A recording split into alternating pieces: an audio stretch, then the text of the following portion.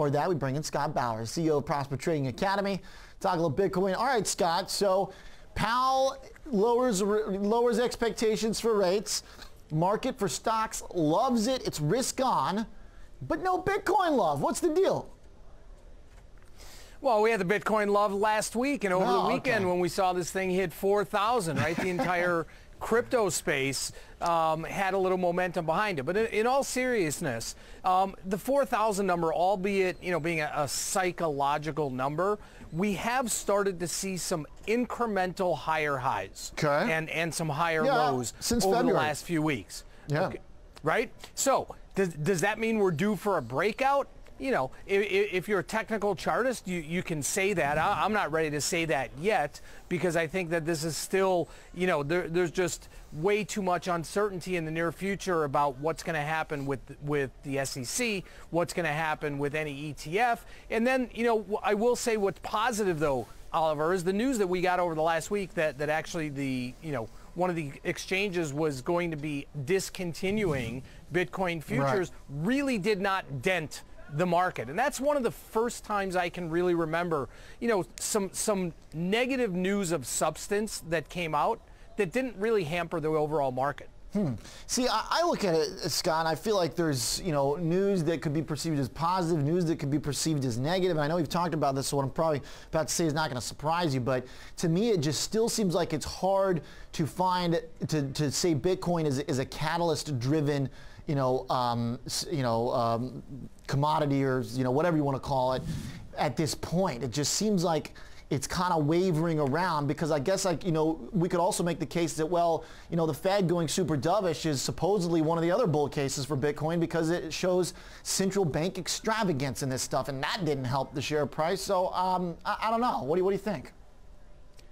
I definitely don't buy into that theory. I think I think that we would have seen a much bigger appreciation over Bitcoin and the entire crypto space over the last 2 months. Right. Of this big Fed rally, let's call it, if that were the case. Now we have gone from 3,500 to 3,900 or 3,950 wherever we are. So you are looking at 10-11%. That's nothing to sneeze at. But I'm not buying into that the lower rates and the dovish Fed and the overall, let's call it a malaise of the Fed has really contributed to what we've seen there. Yeah, and I think it's it's interesting to think about because as we strip away potential fundamental catalysts, then it leaves us with what? And I got to be honest, it still kind of leaves me with this idea grasping, right? Exactly, right?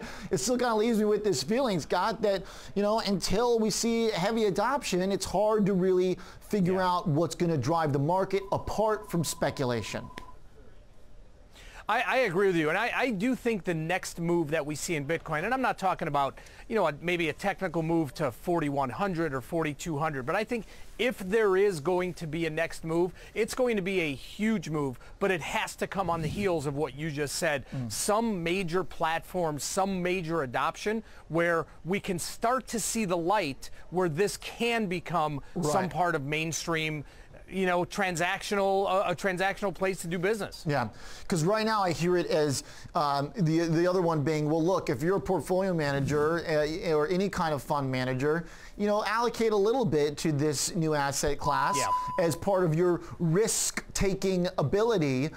So I guess, we'll see if that's the case, right? Because when better to take risks, I guess, when we know the Fed has got our back. If it doesn't happen and it's still this kind of purely speculative asset, well, it's going sideways for an extended period of time, to me, logically, is a troublesome thing for a speculative asset to do. It is. I think what's going to be really interesting for me, whether it's 2 months, 6 months, a year, whenever it is from now, that next wave of news, if it comes out at all, about adoption of Bitcoin, if that comes out, if the market is going to, gravitate towards FOMO again and say, oh man, I missed my chance to get in Bitcoin at 3,000, 3,500, 4,000. Look now, I know I should have, would have. Are we going to see that emotional trade? I don't think we're going to see that. I think we're going to see a very cautious trade moving forward, even if we get some real positive news. Interesting. All right, good stuff, Scott. Appreciate the check-in. We don't talk about it as much, but it's fun every now and then. I think our lower third, Bitcoin briefly moves over 4,000, tells the story for how this has developed. Scott Bauer. Exactly. Always a pleasure. You got it coming to us here in Chicago. Mr. Bauer is the CEO of Prosper Trading Academy.